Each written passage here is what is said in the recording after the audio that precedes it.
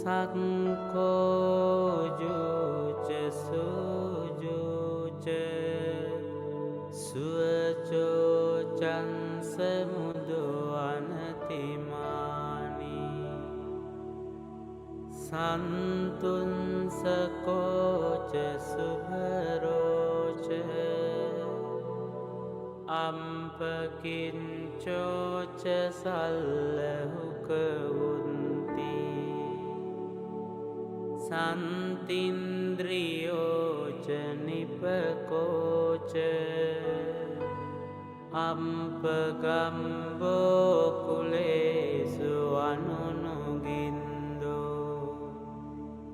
Naca kundang samacare kinci Yena vinyu pare upadeyum Sukino wake mino hontu Sambe santa bhavantu sukitanta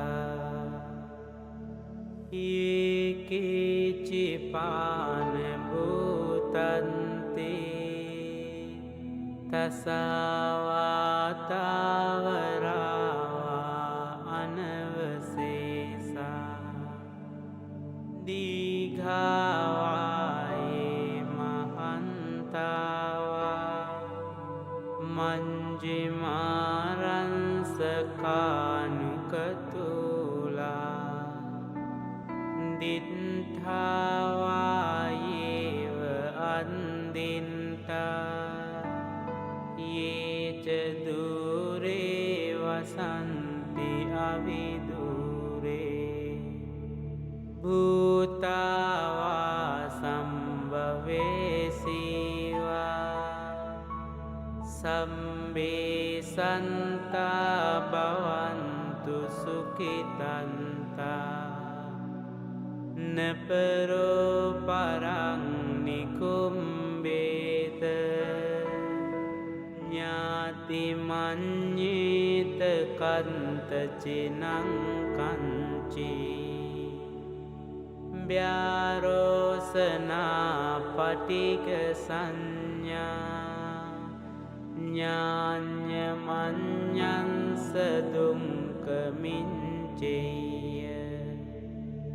Mata yata niyang puntang Ayusa ika punta manurangki Iwampi sambabutisu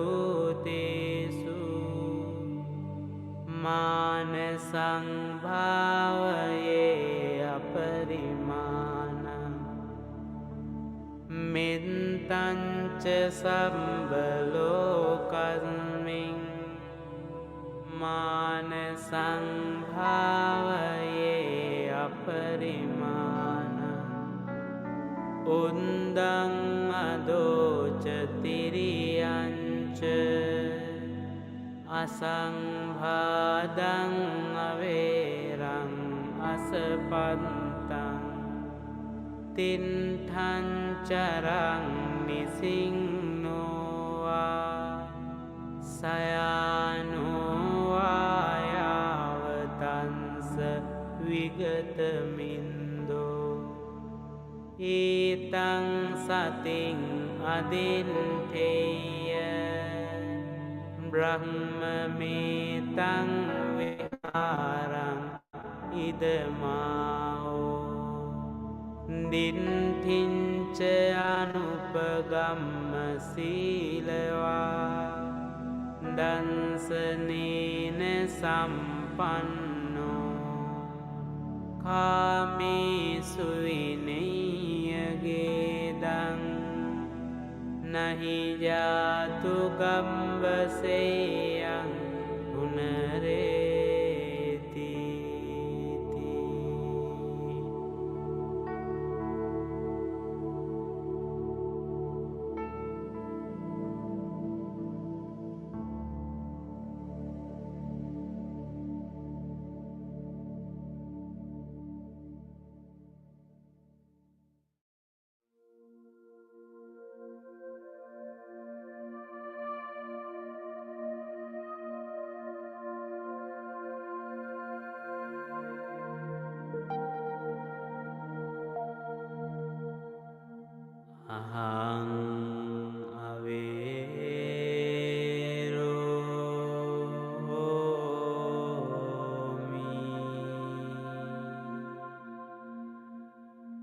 Ambyapanjo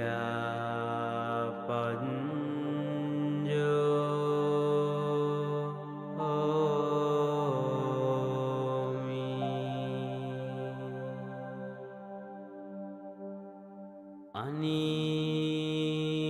Anigo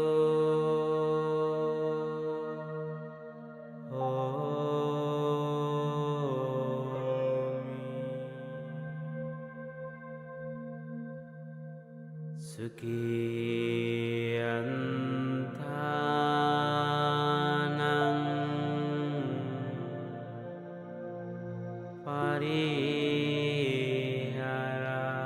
Pariharami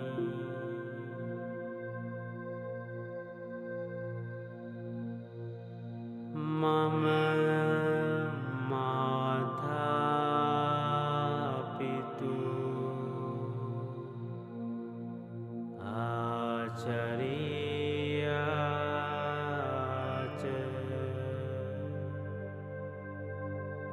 Nyati Mithaca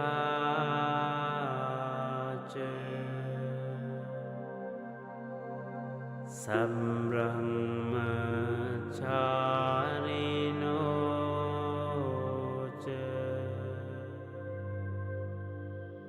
Avera Hontu Ambya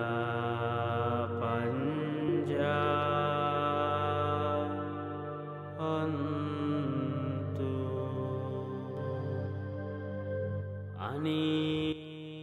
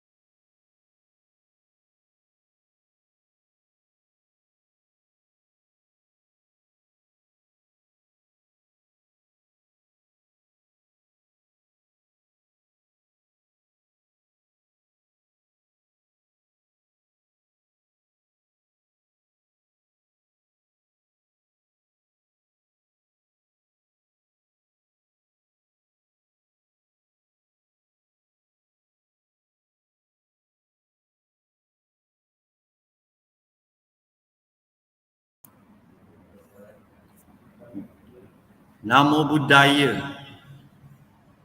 Brothers and sisters in the Dhamma, very good morning to all of you. For those of you who has just arrived, thank you. We are on time for another special Sunday Buddha Puja service. Why am I saying it's special? It's because we are back to receive you to host this Sunday service physically in the Shrine Hall of SJBA Vihara.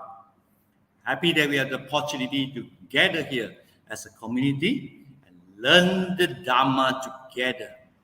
Some of you may say now we have the opportunity to bring your family to the Vihara as a weekly family affair, to have our weekly Sunday Buddha Puja, an opportunity to listen to the Dhamma, to the sharing of merits with our friends. Namo Buddhaya, brothers and sisters in the Dhamma. To those in the hall, it's great to meet each other again, catching up with you as Kaya Mitras of his spiritual friends. And for those who are following us online, via online Facebook or YouTube, it is the 91st online Sunday Buddha Puja service. Please continue to give us a like or type your messages in the chat box like many of you have done that. I can see all the messages are coming in. Well, great. Thank you very much for sharing this morning event with your family and friends. If you are staying in the vicinity of Subang Jaya or Puchong or Petaling Jaya, please try to visit us at the Vihara. And I would like to say that we are all gathered here to participate in the Buddha Puja, and we gather here with wholesome thoughts and actions. Gathered here, free from ill will and danger. Brothers and sisters in the Dhamma, let's begin with our Sunday Buddha Puja by making offerings to the Buddha. All of you rise and fold our palms in Anjali posture. I shall hand over to Puja leader, Brother Chim, to start the puja.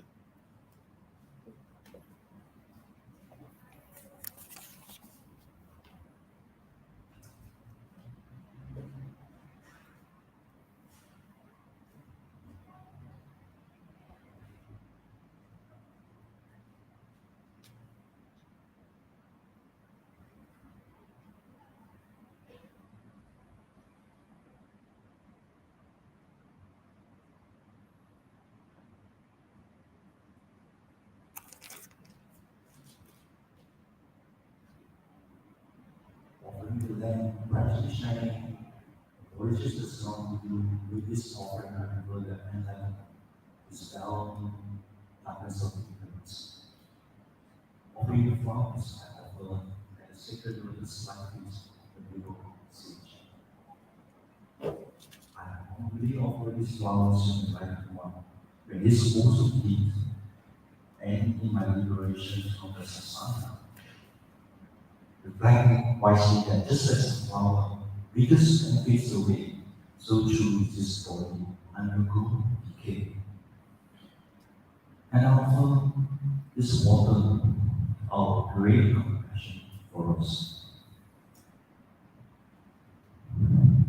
With incense made from fragrant substances, I honor the vessels tomorrow, most worthy of reverence and offering.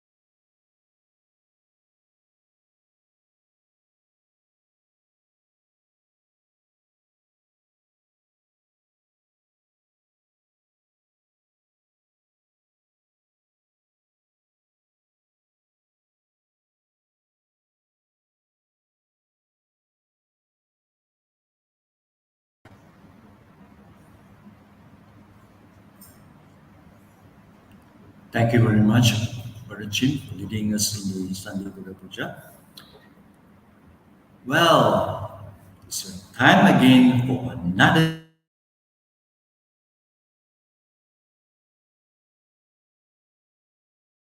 who has prepared his materials, and again he's going to share with us another interesting talk, how we should practice, and how we should influence ourselves, our behaviors, to develop ourselves further. Just allow me to introduce Brother Chye. For those of you who are not familiar, Brother Chye had his formal Buddhist education at a very early stage at the Sunday Dhamma school in Breaksville, Kuala Lumpur, at the age of 12. And during that time, we have his early teachers of Venerable K. Sri Dhammananda and Venerable H. Gunaratana. And serves in several capacities in different societies. And he was also the exco in the BMS Malaysia, and he had been sharing Dhamma talks in various Buddhist societies in Malaysia and Singapore. And he's also a striving meditator. He was at the SJBA. He was the head of the Dhamma subcommittee, serving as an exco in Subang Jaya Buddhist Association, and currently he's appointed our lay advisor. And with that, I'd like to hand over to Brother Tan for his sharing the title, Choice of Good and Evil in the Samsara Cycle, Part 5. Over to you, Brother Tan. Say sadhu 3 times.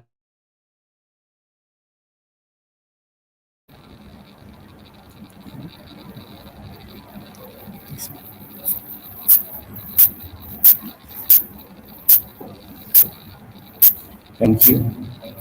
Hello. Hello. Thank you, Brother Chuan. To welcome our audience here to the hall this Sunday morning. This is the first time after so long that I am able to be back in this hall in person to share the Dhamma.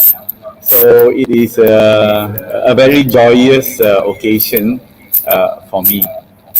It's always very good for me to be able to see the audience when I give a Dhamma talk, so that I have some idea of how the audience is, reacting to what I am saying or sharing. So today's Sunday morning talk has the title, The Choice of Good and Evil in Samsara's Cycle. You can see it up on the screen. Wow, it's pretty big on the screen. And it is one in the continuing series that I have been sharing about what is good and evil in the scope of the Buddha's teachings. Because when we come to religion, it is usually to understand what is good and what is evil in the human being. And why people will do certain good things and why some people will do certain evil things. Of course, the people who do evil things are usually not considered religious. They are not really religious people. That's why they hurt others. Yeah, they do things that are evil in many people's eyes. And this brings about more suffering. So this is the fifth talk. In the first three talks, I discussed what is evil and why are people evil and where this evil comes from. Because in different religions, in different faiths, they have different ways of explaining why people are evil, why people do evil, why people commit all kinds of hurtful and painful and dreadful deeds towards each other, towards others, that makes others suffer. So this is how we look at evil. Evil is, to many people, if you make me suffer, if you make me feel pain, then you are an evil person. Or else, if you are a good person, why do you make others feel this suffering? So, if you bring suffering to others, you make life difficult for them. You bring all kinds of difficulty into their lives, where there's a lot of pain, there's a lot of suffering. Then we call these people evil people. They are not nice, basically. They don't know how to be good to others. So in the first 3 talks, I discussed the source of evil. And the source of evil, you might remember, can we have the first slide, please?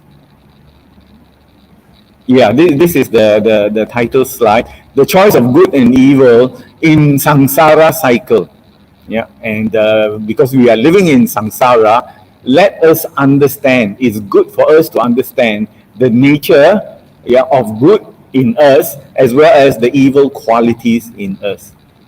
And this particular session, we will look at what should we do to achieve the ultimate good, the highest good.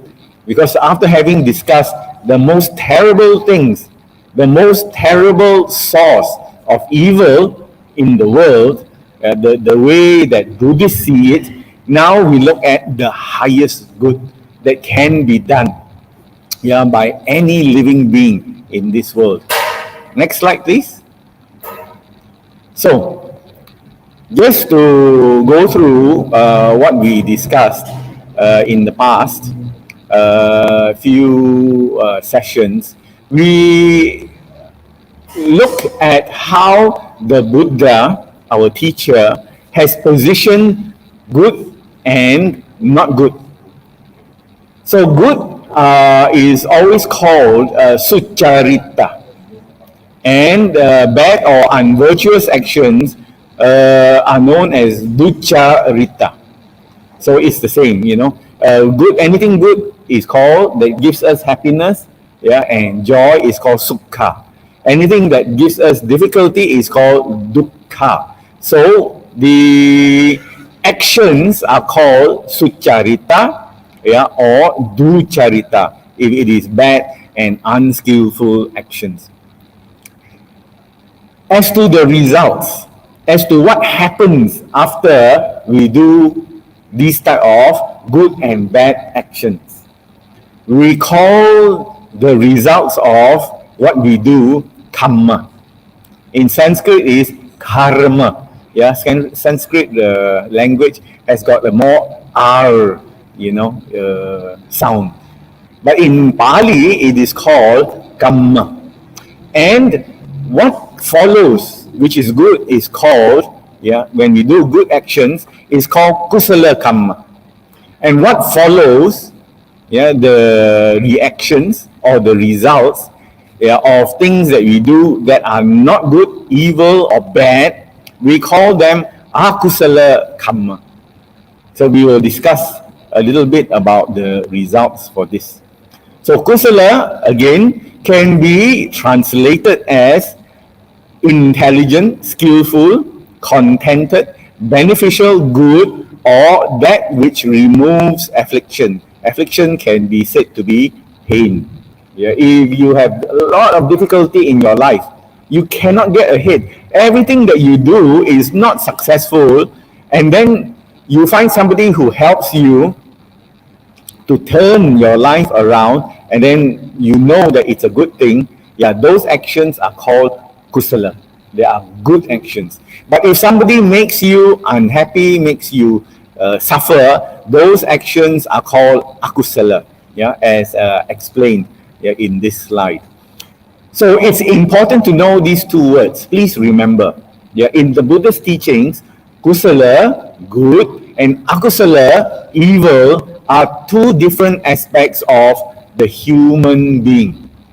You know, most of us who come to the temple on Sundays and come to the Buddhist centers, we are actually good people. And we want to learn how to be more good. Yeah, we listen to the talks, we discuss with each other, how do we be more and more good in our lives? Because we know this is the best action, this is the best cause for us to follow. But there are other people, they have no idea of good and bad. Whatever is profitable for them, whatever is beneficial for them, they say it is good. So they might be cheating others, they might be hurting others, they take others' property and they think it is good. But in actual fact, if we do such things, the Buddha has explained, the results of such actions are always dukkha. It will not bring us any good results. So in the Buddha's teachings, how the Buddha has explained it, good and bad comes from our mind. Good and bad comes from inside of us. Yeah, it is not an outside agency. Yeah, because some people think that evil is somebody outside. There is a being that is evil. You might call this being all sorts of names. Some people say he is Satan or he is devil or whatever. He will be lurking outside, trying to make people do bad things. So this is the way some explained it. But to Buddhists, no. There is no one whispering in our ear. If we do bad, it's because we have bad thoughts. We have bad intentions. It is us, the human being, who is responsible for good and for bad. Yeah, no one else. Next, please. So now, in this fifth talk, this is the fifth talk of the series. I would like to discuss, in the last talk that I gave, I discussed merits. From the kusala, when we do good things, I discussed the karma that is called punya. Punya means merits. And the Buddha has explained, if we want to live in this world, we need merits. But there is another form of doing good. And this form of doing good is a higher form of doing all these good things. Because in the mind, when we do these things, objectives. And these good actions are called parami. So you have punya, which are merits, and parami, which are also called perfections. Why are they called perfections? We will take a look at that. So let me explain punya first. Next slide, please. Punya is good action that produces merits, and the results are very good for us. So in order to experience, enjoy good health, we must have this punya. If you take a look around us, there are other people who are sick in the hospital. They cannot come on Sunday to listen to a Dhamma talk. They don't have enough punya.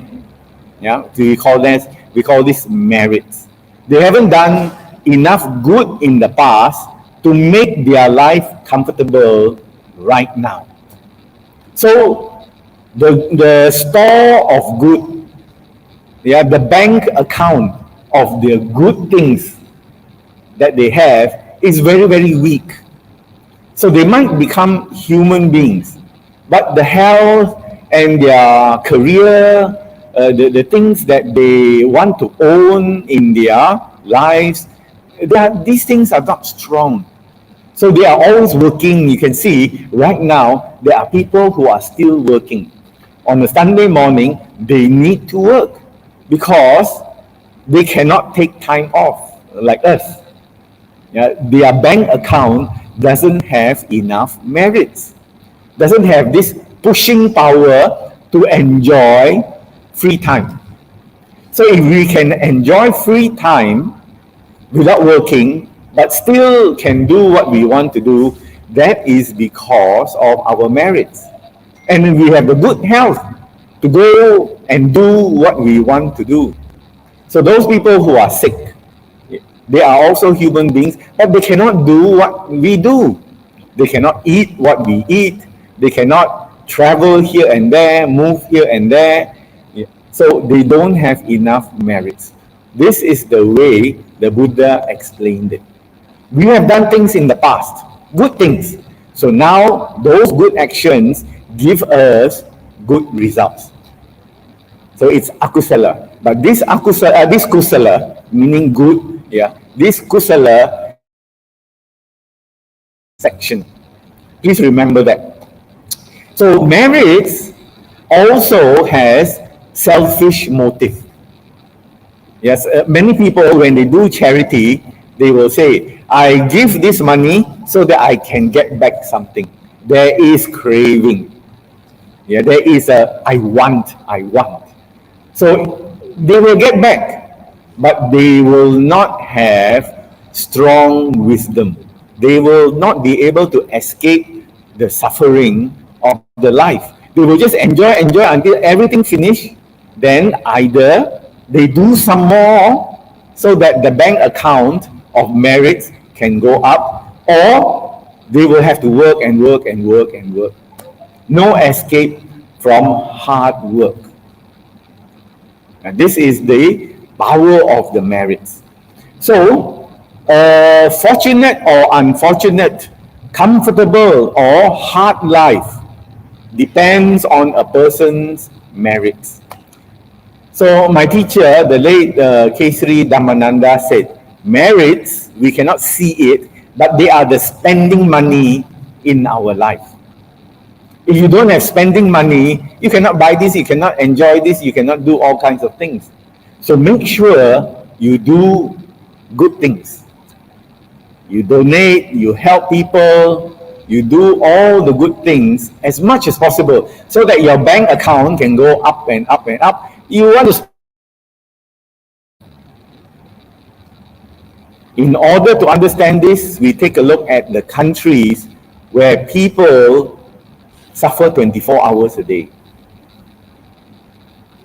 If you go to certain countries now in the West that are fighting war, they are suffering 24 hours a day. They don't have enough merits to have a worry-free, to be free of worry. So we have to understand this, because when we understand this, we do more good things. Although, yes, there is still selfish motive. I do already, I want to get something else. Right. But today I will take a look at the other aspects, because I've already discussed merits. So the Buddha described merit as the one thing that earthquake cannot destroy, water cannot destroy, fire cannot destroy. Yeah, if you have money, if you have gold and all these things, once the fire or the earthquake comes, these things can be lost. But the good things that you do, the good karma, they follow us. You cannot see them, but they follow us. And they will help us in whatever we want to do. Because certain times in life, we apply for this. We want to do this. And it can be done easily. But there are certain times you can also experience, you try to get certain things, but you cannot get it. Means the merits not strong enough, or the merits are not specific enough to be successful in that project that you are doing.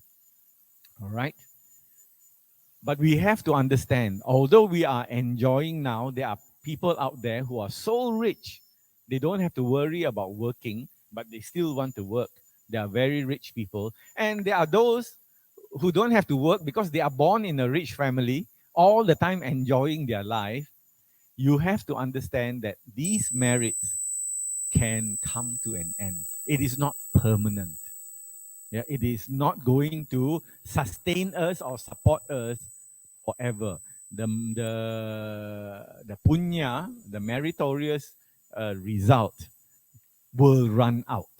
That means our life also will come to an end. Our strength, our black hair, now I got a lot of white hair, yeah, also will come to an end. The health that you have will also come to an end. Yeah, this is what the Buddha explained about the results of the merits. So in order to understand this, just take a look around us. I have traveled quite a bit, not everywhere, every country, but I've traveled to Africa, I've traveled to India, I've traveled to certain countries where it is very hard to survive. I've seen people bring up their families on the pavement, on the 5-foot way. The whole family lives on the pavement. Yeah. And the shop house, the little part of the roof, that will protect them from the rain and the sun and whatever it is. And I have also met people, when I was teaching in the university, some of my students escaped bombing. They said when there was war, the bombs came. And the whole night was falling bombs and bombs and bombs.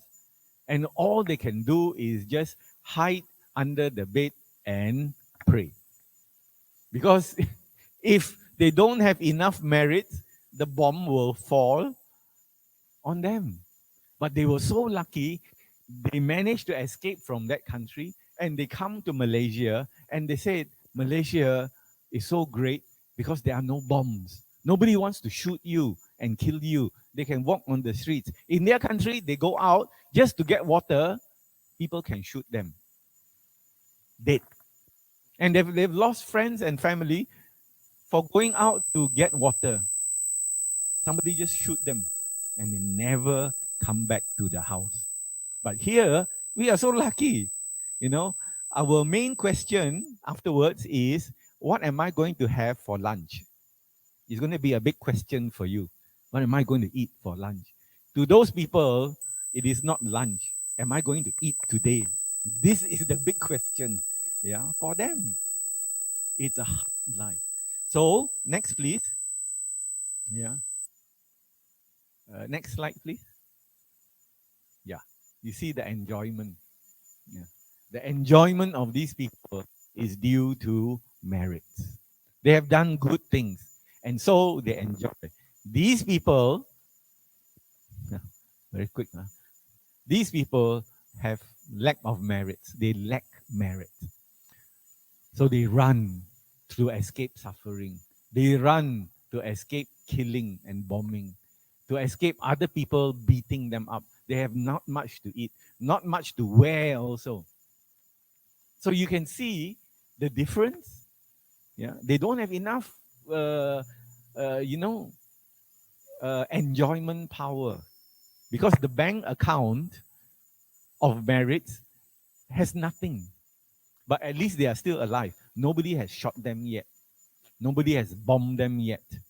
They are still alive. There's still hope for them, to go to some place better. Next. Next slide, please. Oh. Is it? Next slide, please.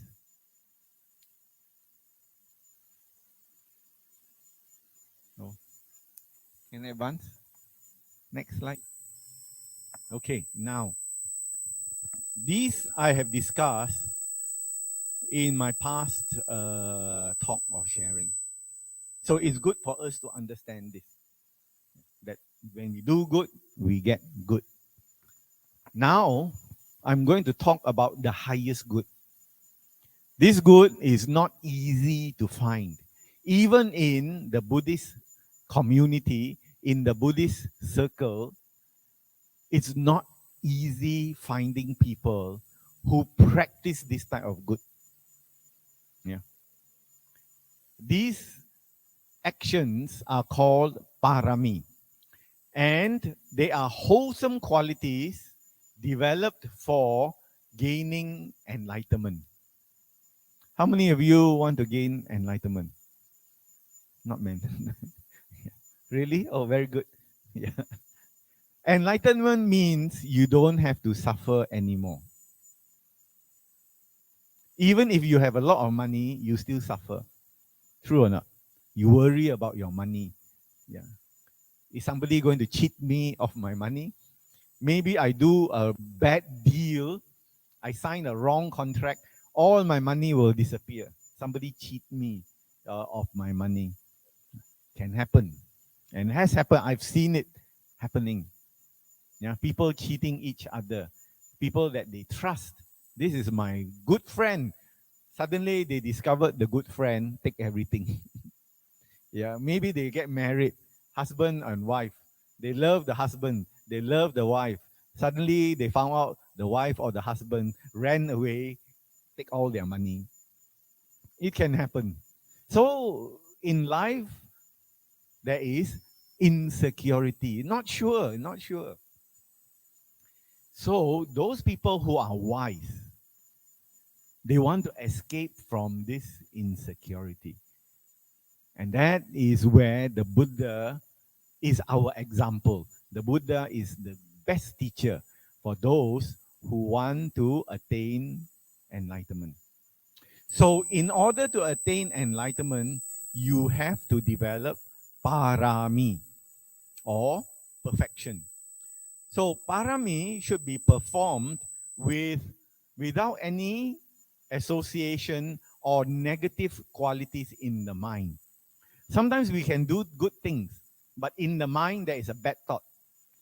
Yeah, you give to people and then you say, I give to you, you don't have to work. You should work. Then I don't have to give to you. And some people think, yeah, I give, I shouldn't give so much. They give 10 ringgit and then half an hour later they think, oh, 10 ringgit is a lot now. I should only give 5 ringgit. They regret giving so much money. So the action, the result is maybe in the future, they get something and then the something disappeared then. Because they regret. Yeah, they give and then they regret. So in our giving, don't regret. You want to give, you just give. Open your heart and you give. Yeah, don't think so much about what you are giving to other people. This parami is different. Parami is giving so that you can really help people. This giving is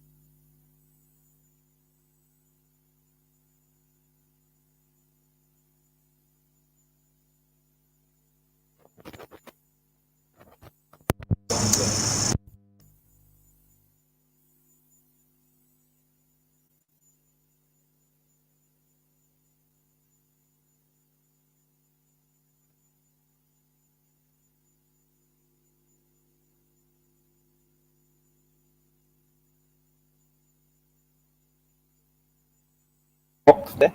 There's a dialogue box. Yeah. So when you want to develop this parami for enlightenment, you chip. Yeah, you cut the stone, and eventually the stone looks perfect. So in our lives, if we really want to be enlightened, we keep working little bit, give up, help others, don't be so selfish, Yeah, we do, and then eventually we will become perfect. Perfect for what? Perfect for enlightenment. Next, please. So let me explain parami in a little bit more detail. This word parami comes from the Pali word parama. And parama means supreme or the highest. In English, there's a similar word. It is paramount. Have you heard of this word paramount? There's a place in PJ called Paramount Gardens. What is paramount? Paramount means the highest, the best. That's what paramount is. I have a feeling they took it from the ancient Indian word. So parami means this is the best that you can do. The result will be the highest result. This means that whatever you do is superior to the normal way of behaving. And in Pali, in the Pali scriptures, there are 10 of these parami. Next, please. So let's take a look at these 10 parami. But before that, let me tell you a story. This is a picture of the Bodhisattva. Bodhisattva means the person who become a Buddha. The person standing is a Buddha. But the person lying down on the ground is the Bodhisattva, who later on became Buddha Gautama. This Buddha that we are paying respect to, many eons ago, world cycles ago, he was that man lying on the ground. And the name of this man was Sumedha. So he paid respect to the earlier Buddha. There is not just one Buddha. There's many Buddhas. Yeah, because in this cycle, time. In this cycle, time is very long. So we think only of 2,500 years ago. No. Yeah. Our time, the time of this universe is very long that we cannot imagine. So the universe will come, the universe will exist, then universe will be destroyed. And the Buddha also explained, our universe in the future will be destroyed. And then another universe will come and it will be like this again and again and again and again. You cannot imagine how long this time is. So in the past, very far past, the distant past, this man met the Buddha, and the Buddha said to him, you will also become a Buddha like me. The name of the Buddha standing there with the disciples is Dipankara. So Dipankara Buddha took a look at this man who was so good and pay respect to him. He said, in the future, you will become a Buddha like me, and that man is Buddha Gautama. Gautama, the Buddha sitting here. So the time between what happened there and what happened here is uncountable. But during the time of this meeting, this man, Sumedha, could have become enlightened as an arahant. And once he become enlightened as an arahant, everything caught him. No more. He is no more suffering. But he didn't want to become arahant. He wanted to become Buddha, just like Dipankara. So he worked harder and harder and harder, and long time after that, he became enlightened as Buddha. Next, please. So there are these 10 parami. If you are interested to become enlightened, if your intention is to escape from this world and not have suffering, you have to practice these 10 parami.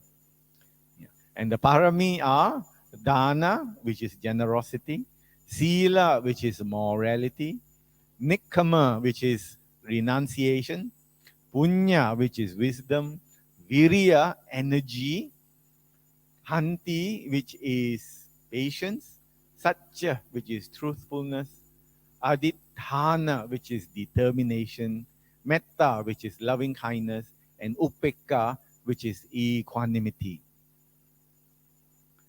The difference, again, let me explain again.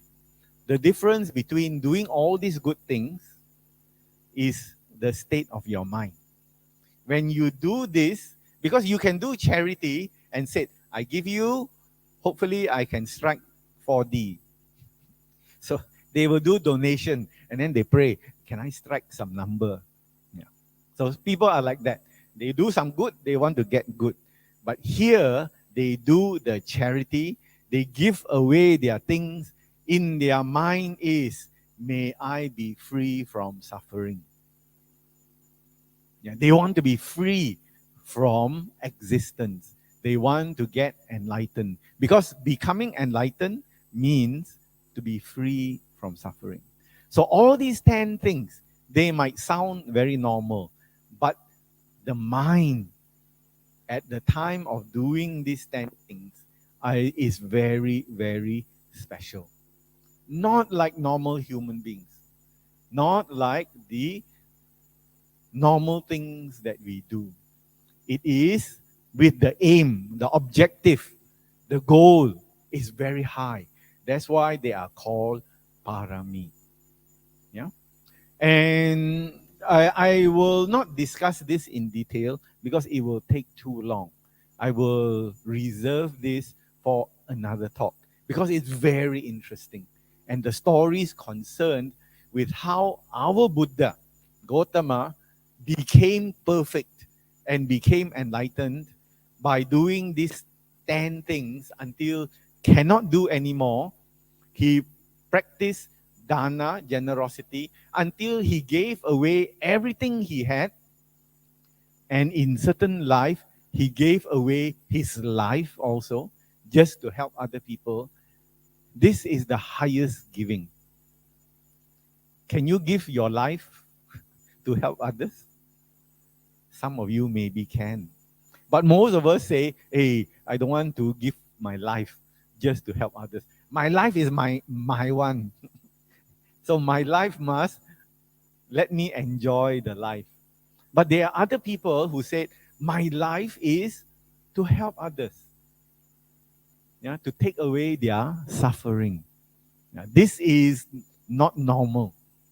This is the highest way of thinking. So all these 10 things, when perfectly practiced to the limit or beyond the limit, the result is enlightenment. So that's why they are called parami, the highest. Next, please. So here are a few important points for us to understand. The purpose, as I've said, of parami is to overcome our defilements. We are born again and again and again because of the virus in our software. Actually, the virus in our operating system. We always have selfishness. We always have some kind of anger and craving. So if we cannot get rid of this selfishness and craving, we will be born again and again and again. Yeah. The Buddha explained that we have been born so many times. And he gave a comparison. Yeah, you might like to think about this. The Buddha said, the tears we have cried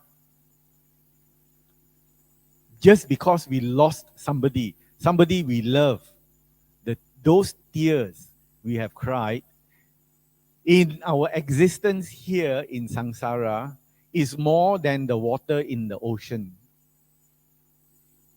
Can you imagine that? There's so much water in the ocean. But the Buddha said, life after life after life, we have cried so many tears. Losing this, losing that. And sometimes we are ourselves sick, then we cry also. Because many people, when they get cancer, they get this, that, they start crying. All those tears put together is more than the water in the ocean. So we have to understand that the Buddha will not lie. This is what the Buddha said as the truth. So we have been here many, many times. We have cried for people that we love many, many, many, many times. So this is just to make us understand. Then the motivating essence, why people perform parami, is to help all living beings. They really want to help others escape, lighten, run away from their suffering. Yeah, these are very unusual type of human beings. Next, please. So this is a great statement which I found. Can you see it? Oh, it ran a little bit now. Yeah. Because there is suffering, Buddhas appear in the world. If we don't suffer, we don't need the Buddha. Because we are suffering, we need Buddha come and explain to us, come and show to us, come and guide us out of this suffering. If we are enjoying, and there is no end to the enjoyment, why do people want to practice parami to become Buddha? You see, 2,500 years ago, people didn't know how to end their suffering. Do you know what? But there were a lot of holy spiritual people. So do you know what they did to end their suffering? Yeah. There are some people who practice as naked ascetics. They don't wear clothes. So they walk in the streets. If you go to India, you might see them. They walk in the streets without anything on. Why do they do this? They said, if I cover myself, I am attached to my body. This is their thinking. So I don't cover myself, then I'm not attached to my body. Is it the good thinking? They did this 2,500 years ago. Haven't changed. And there are some people, they torture themselves so that they are not attached to the body. Have you seen the nails? Is a bed. They make a bed out of nails. Have you seen? Then they lie on the nails. Then it's painful, isn't it? Then they say, I don't care about the pain. I want to let go attachment to my body. So if I'm not attached to my body, if I don't care about my body, I will become enlightened. Well, none of them became enlightened.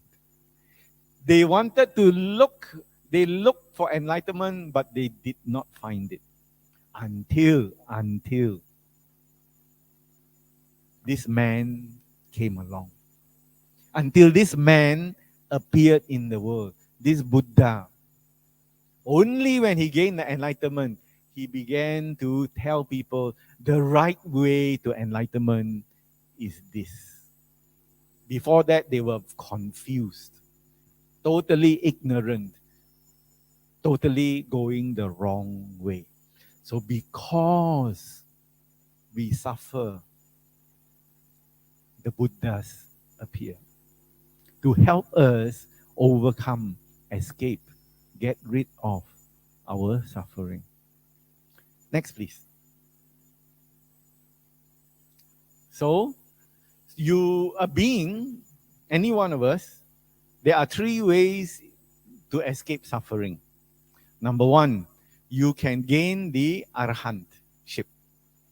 Yeah, that is, you practice under a Buddha. Then you can be enlightened. Yeah, and then you can, on your death, experience, upon enlightenment, when a being becomes enlightened, he or she will experience Nibbana for a short time. Yeah, when they do the meditation, they will experience Nibbana and then come back to normal way of mental functions. But they know that they are enlightened. So they work hard. There are 4 stages. Yeah, there is the first stage, second stage, third stage, and finally Arahant. As an Arahant, they are free of suffering. They can become a Pacceka Buddha. This is still a Buddha. Nobody teaches them. The Arahant is taught by the Buddha. He is a student. He is a disciple of the Buddha. The Buddha teaches him or her, then he will become enlightened. Then there is a Pacceka Buddha. He is not taught by anybody. He will find the way to become enlightened by himself. You know, he will just go out there. He will not get a teacher. He will work out and understand enlightenment by himself. But he cannot teach a lot of people because his parami not strong enough to teach to the whole world. But the last one, the Samma Sambuddha, which is our Buddha Gautama, he is a fully enlightened Buddha. He is enlightened by himself and he can teach the whole world. He can teach the gods. He can also teach the human beings. So he is a fully enlightened Buddha. So that is the result of practicing parami. Next, please. So there are 4 types of individuals in this world. Let me just briefly explain them to you. There is the first one we call the Uggatitanyu. This person, they listen to the Buddha's teachings, one sentence, boom, they get enlightened. You have heard about them in the past. The next one is the Vipachitanyu. And he can get enlightened after listening to quite a lot of teachings. No need to work very hard. Just listen, and then his mind will understand, pop, he will become enlightened. The first one, few words can enlighten. Then you get the Neya. The Neya are those people who have to work very hard, sweat very hard, sacrifice a lot, and after many, many years, will get enlightened. First stage. And then there is the last one. No matter what this person does, he or she in this life will never get enlightened. You try and try and try. The parami are not strong enough. So he and she cannot get the enlightenment. Next, please. I just thought I will share this with you. I wonder you are in which category. Hopefully, we are in the Neya category. Still got to do a lot of work. Those from the number 1 and the number 2 category, usually they will meet the Buddha, listen to the Buddha, practice under the Buddha, boom, they will get enlightened. Next, please. So I would like to end with the following reflections. Number 1, the Buddha's teachings is nameless. This word Buddhism was created in the 18th century by the British. Who is the founder? Buddha. The teachings, therefore, is called Buddhism. This word Buddhism comes from British people, not from Buddha. So what do I mean is nameless? You cannot give it a name because it is part of nature. So if we want to be enlightened, we go back to nature. We follow the Buddha's explanation and guidance as a natural thing. Yeah. Enlightenment is like the sun and the sky and the clouds. It is natural, not created by any being. There is no creator for this enlightenment. Nobody gives us enlightenment through the hand by giving out. We become enlightened if we follow the way. Simple as that. But of course, must work hard now. It's not easy. Inside of us got a lot of nonsense. Our thinking is very funny. So until our thinking and our wisdom is perfect, we cannot be enlightened. Secondly, and the way to get rid of suffering is taught by the Buddha. Not everyone can understand this. Just as not everyone could understand nuclear power, atomic power. Not everyone could understand how to create vaccines for diseases. Certain people with the knowledge can do that. So the Buddha had the knowledge of how to get rid of suffering. Next, the Buddha taught the Dhamma which frees beings from their suffering. So when you got rid of all the mental defilements, you become the purest, the most good person.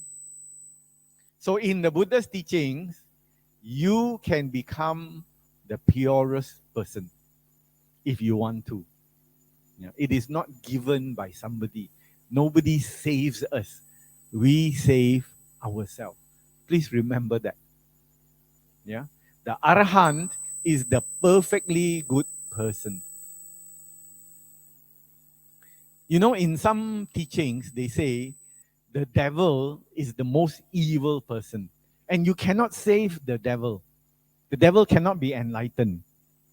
Because the devil is so bad and evil, no chance of making the devil enlightened. The Buddha said, not true. If the devil learns the teachings and practices the parami, that devil will also become enlightened.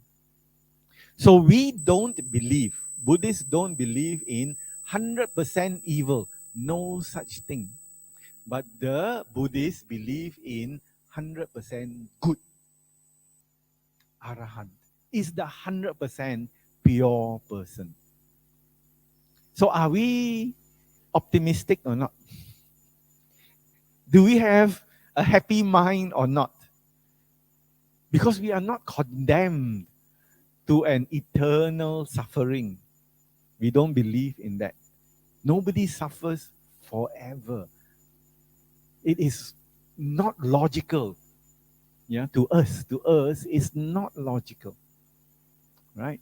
So we believe that anyone, any being can become, even though that person is very bad, can become a good person and eventually get enlightened. Being good and bad are our choices. We make the choice. We decide whether we want to be good or bad. If we understand how to be good, we will be good. If we don't know how to be good, then we cannot be good. That is the important thing. So when we come here, we learn, we study, then we know how to become good people. But if nobody explains, then we don't know. We don't know about precepts. We don't know about morality. We have no idea how to be good. We don't know about meditation. But when we come and learn, then we learn about sila, morality, samadhi, meditation, and panya, which is wisdom. Only if we want to learn. If we want to learn, it is here. But if we don't want to learn, then might as well not be here. The purity and perfection of a being is a process. What I'm trying to say is you have to work for it. It is not automatic. If you want to be pure, if you want to be totally free of suffering, you have to work for it. It is not an easy process. And the end of suffering is Nibbana, where it is an unconditioned state where we don't have to suffer anymore. The Buddha said there is the end to suffering.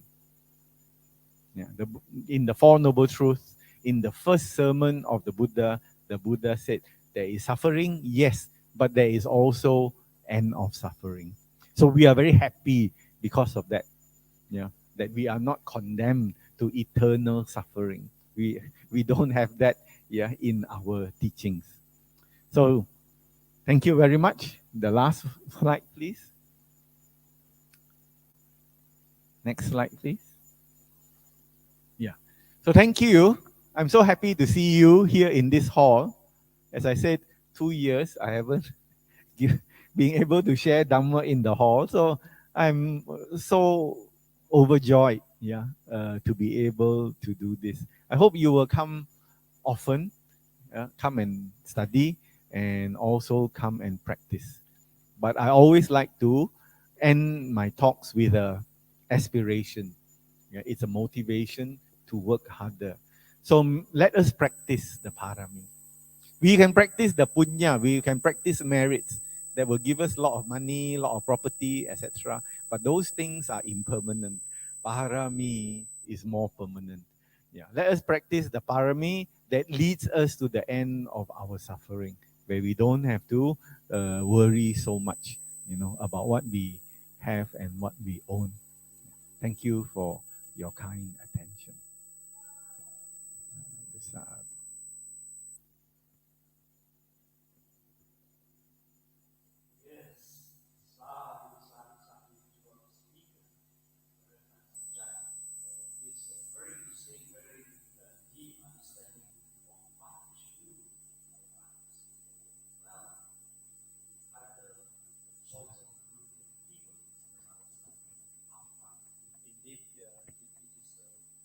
Very wonderful.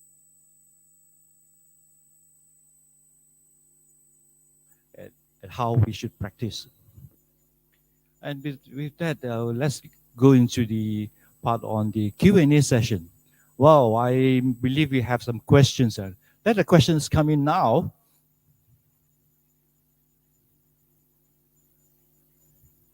Right, I would like to read the first question.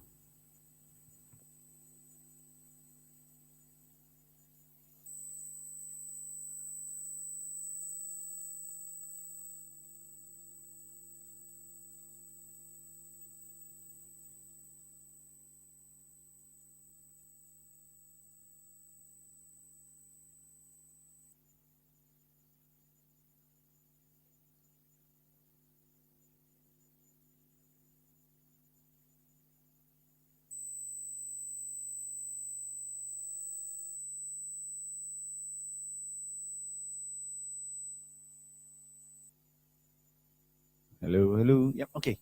Yeah. This question comes from the story about the Venerable Angulimala, who was a disciple of the Buddha, and he was a serial killer, very good at killing, because his teacher, not the Buddha, he went to study under a teacher, and in those days they studied a lot of things. They studied history, they studied science also, and then at the end of it, his teacher said, and somebody came to poison the teacher's mind that this Angulimala was having an affair with his wife, the teacher's wife. Teacher got very angry, it was disturbing his mind. So he asked this Angulimala to give him a garland, garland. Yeah, we have garland of flower. He wanted a garland of fingers, human finger. So everybody he killed, he take the finger and make one garland, to present to the teacher. But eventually the Buddha came to him and explained to him, and he became a very, very good monk. He passed away as an arahant. He was enlightened before he died. But the way that he died was terrible, because he had done so much bad things. He did not die easy death. It was a very, very painful death. But he accepted it because he was already enlightened. This influence is something which of the teacher is something whether we can accept it or not accept it. In this world, many people tell us many things. Even when we switch on the TV, we go online, the online say, can you buy this? We have the decision-making brain, whether to buy or not to buy. So if we cannot make good decisions, every time somebody said buy, we buy, then we have no more money because we buy everything we see online, right? So we have a choice about whether we do good or evil things. The only thing is, in the case of Venerable Angulimala, he wanted to please the teacher. And it was his karma anyway, to try and do all these evil things. So, because of his way of thinking, his affinity, he could not bring himself to deny his teacher. He couldn't say no to the teacher. But this is not the same way of influencing that people tell us the Satan influence us. In Buddhism, there is no Satan. There is this figure called Mara. Have you heard of Mara? You always see the paintings, Mara disturbed the Buddha during enlightenment. But this Mara is very naughty. He's a naughty person. He wants people to enjoy drinking and all kinds of things, enjoyment. But he is not essentially evil. So this Satan, they said, is totally evil.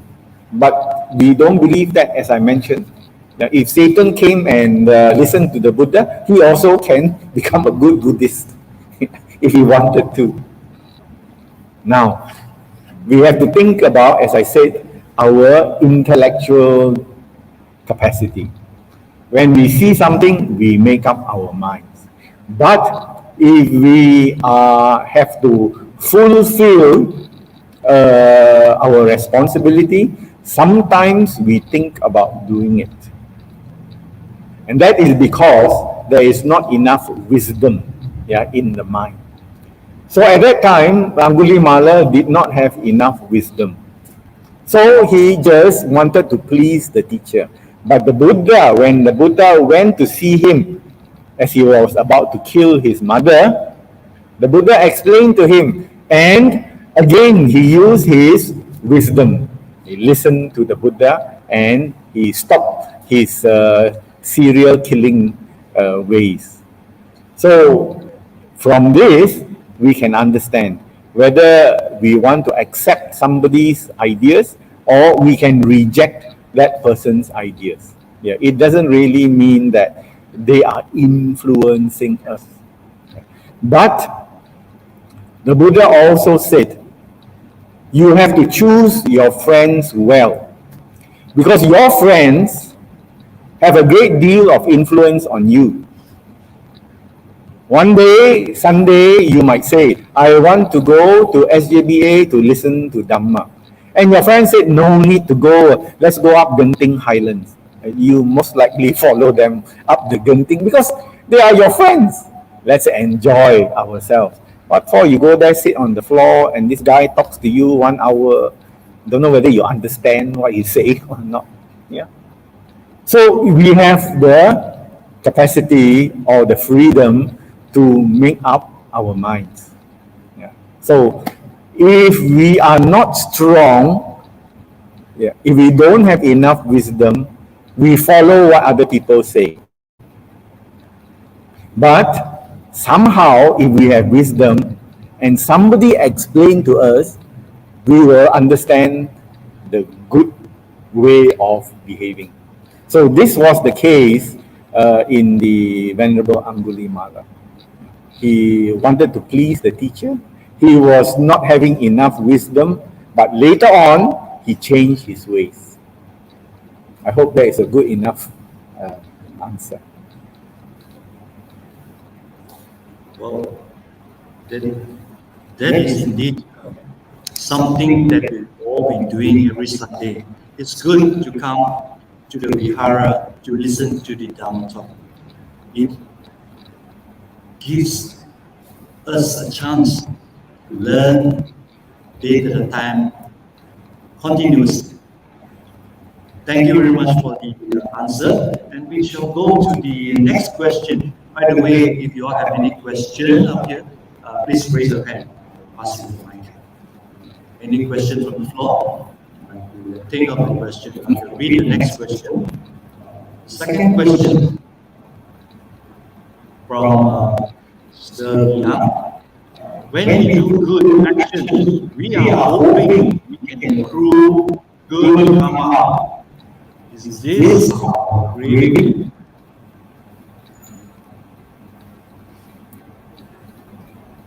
Yeah, you listen to you listen to the talk. Is this craving or not? Yes? No? Yes. Yeah. Because when we give, normally Chinese people, when they do some kind of charity, they say get yen or whatever it is. So we want to get something back. Okay. Oh, no more. Yeah. Hello.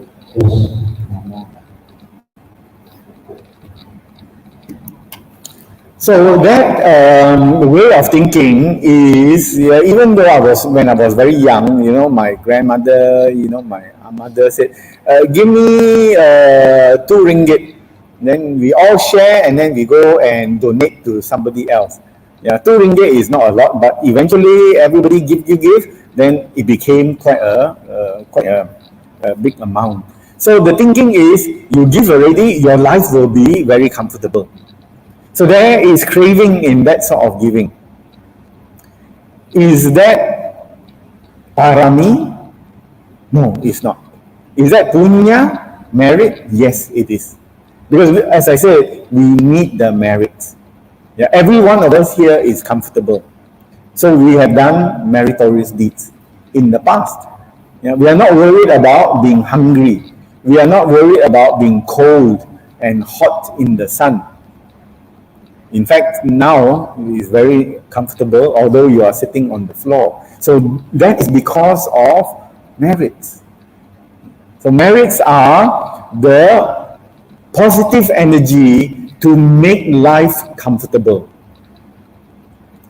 So we have done this, but that also, we need to see the other aspect. The Buddha said merits are great, but merits does not help you to overcome your suffering.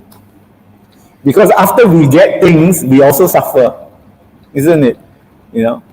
Let's say you work very hard, you study very hard, you graduate, you get your degree, you start working, and that's where the suffering starts. Hopefully you get a good boss, right? And then after that, there are other means of, getting more involved in life. Yeah. So, although it's comfortable, our life is comfortable. In fact, the people in Petaling Jaya, Subang Jaya, enjoy one of the highest standard of living in the whole country. We enjoy the most of the whole of Malaysia here, right? That doesn't mean that we will enjoy forever. Yeah. There have been people suddenly get sick here, get sick and die. We've lost good friends, Dhamma friends, from here. We never thought we would say goodbye to them. Then suddenly, sick. Few weeks later, finish. The enjoyment came to an end. So that tells us there is no security, no guarantees. So the other way is to get out of samsara. It's not an easy thing to do, but the Buddha offered it to us. The Buddha said, you can end the suffering. Only thing is it important to you to end suffering? Decision is ours. Okay? So, there is this thing that happens in the mind. even when we want to do good things, in the beginning there is a craving.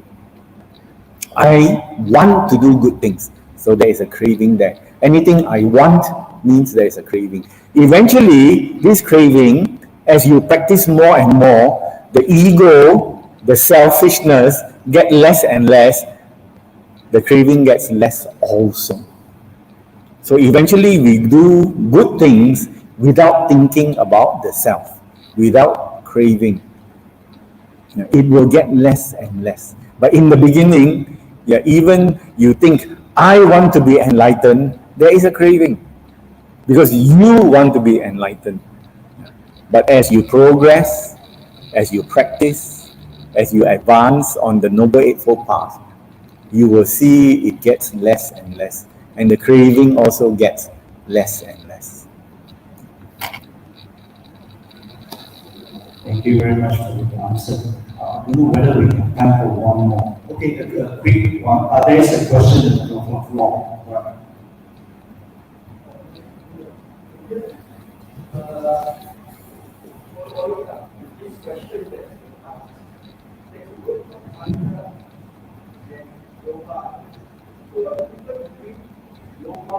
Maybe repeat the questions for the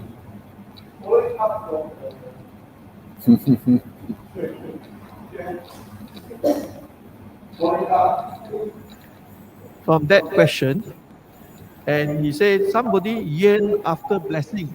That is the word I use when they translate Mangala Sutta. Yearn after blessing. So that yearn, is it a loba? But there is a word called chanda, isn't it, in Pali? And what is the difference between the two? That's the first question. One more. Now, if you were to practice, because at this stage, we are all practicing to gain merits. And as we gain merits, go further up to samatha and vipassana before we can actually see the truth, right? So, practicing something to gain merits, is that loba or chanda? Thank you for the question. Perhaps at the time we can summarize the question. Yes, there are these two. Those of you who are not familiar, loba means there is a desire or craving, and chanda means there is a wish to do. Yeah. So loba is if we are craving, then it influences what we do. Chanda is the dynamic nature. That means that if you want to do something, there is a wish, and you push yourself to do it. That is called chanda, and it's good. Yeah, because without chanda, we just relax. We don't do anything. We lepak only. Yeah, so the chanda is the pushing factor. I want to do. I want to do. So it's the same thing. In the beginning, the chanda is influenced by selfishness. But later on, that chanda, the more we see the nature of the truth. Because the Noble Eightfold Path and the practice will, as we use our chanda to practice, to put into action what the Buddha taught us. And the Buddha taught us to practice sila, samadhi, and panya. So when we practice the samadhi, meaning training of the mind, we have to train the mind. And when we train the mind, we begin to see things that we never saw before. Yeah, that's why I had to explain to you just now, the Buddha's teaching is nameless. It is part of nature. As the sun comes up, the teachings are there. So when the Buddha gained enlightenment, he had no name for the teachings. He didn't call it Buddhism. Yeah, at that time, they always called it Buddha, Dhamma, Vinaya. That means the teaching and the Dhamma and the discipline. So whatever we are doing is still living in the same way, but we are living and seeing more deeply. How we are living is very shallow. as far as spiritual progress is concerned. Very, very shallow. We take things for what it is, what they are. But we never really see the deeper nature of this. We never really see until practice the Buddha's teaching. Then only we see more clear, like somebody take away the glasses. You know, I was maybe it's the somebody take away the dirt, then suddenly you can see more clearly.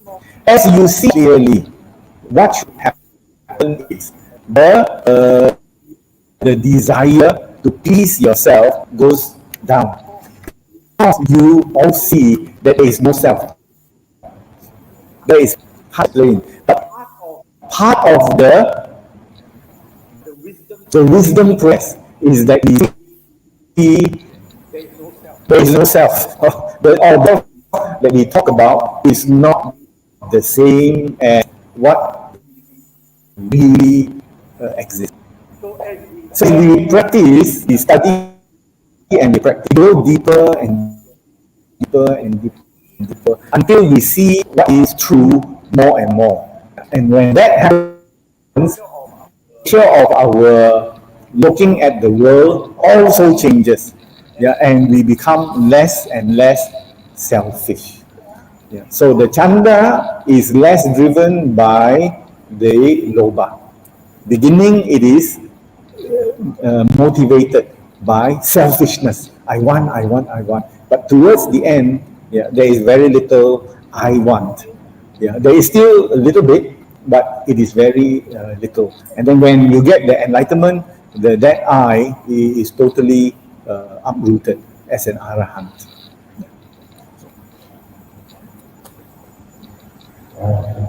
We will answer the question. Well, due to time constraint, I'm so sorry for those you who raised questions. We just, well, all right, we'll move on. And I must also respond to those in the online, mentioning of the interruption to the audio. We apologize for that. Today we are facing the weak Wi-Fi. Apologize, and we will try to improve on the next week or anyway, or the next event, right? I must say that I'm very happy that many of you who come over to attend the Sunday Puja in your presence here, away from your home, right? That's great. I'm going to say salute to all of you who are sitting on the cushion, listening intensely to the Dhamma talk. And I wish that if you have the time, just stay back after the talk and then reflect on what you have learned today. My gratitude to all of you who come, as I mentioned, and gratitude to all of you who have supported online. Gratitude to our speaker, Brother Tan Sang Chai. Please continue to give the thanks to Brother Sang Chai. Let's say sadhu 3 times to Brother Tan. Sadhu, sadhu, sadhu. Who have spent his time preparing this Dhamma talk. I know this is not easy, but he has the passion to prepare and to deliver his Dhamma talk. Gratitude to those who listen, learn, and cultivate what you have learned. Gratitude to those who have assisted us this morning, who are behind the scene. And gratitude to all of you, all our Dhamma friends who are listening, participating every week on this Sunday Buddha Puja. Dhamma talks till the sharing of merits. With the merits accrued, let us dedicate the merits to all our departed relatives, families and friends, and all beings. May they rejoice to the merits.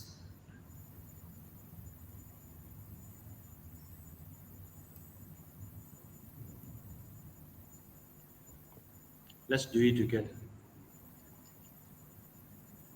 Imam no punya bhagam mata pitunancha acharya nancha sabba satanancha sabba mitanancha.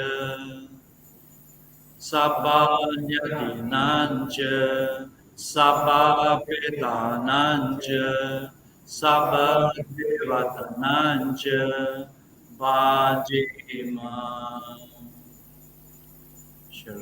Imang no punya bhagam, Sabba sakanam dema, Sabbe sata sukita hontu. Idam menyatinang hotu sukita hontu nyatayo. Idam menyatinang hotu sukita hontu nyatayo. Idam menyatinang hotu sukita hontu nyatayo. Imina punya kamena mame samagamo satang samagamo hotu yavanippana satiyam idame punyam asawakaya vakam hotu Idam me punyam nippanasa pacayo hotu. Sadhu, sadhu, sadhu.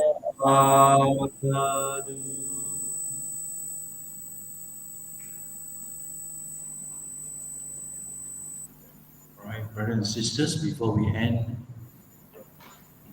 let us pay homage to the Tribune Gems.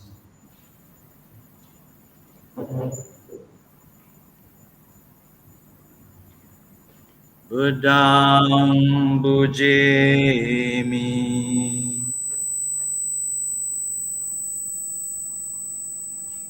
Dhammang bujemi, Sanghang bujemi.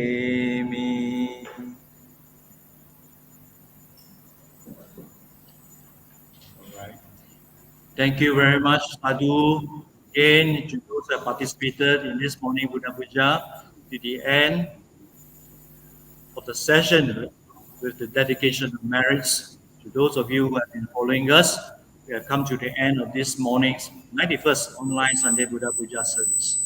Announcement to everyone, we will be taking a break for next weekend, Sunday, 10 July. To visit us again, is on Sunday morning, 17th of July, a break of next weekend. Do visit your Facebook of SJBA or your society's Facebook for the information. Sadhu for everyone for partaking in this Buddha Puja service. May you and family be safe, well and happy and peaceful always. Please continue to stay safe, stay cautious, and drive safe back.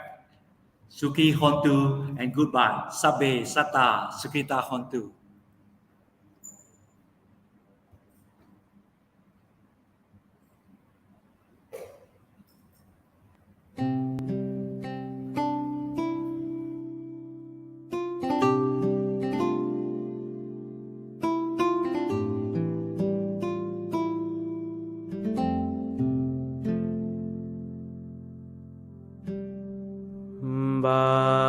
Bahung sahan semabhinim mitesayudantang ngirimi kelang uditego Sasene marang Dana di Dhamma vidhi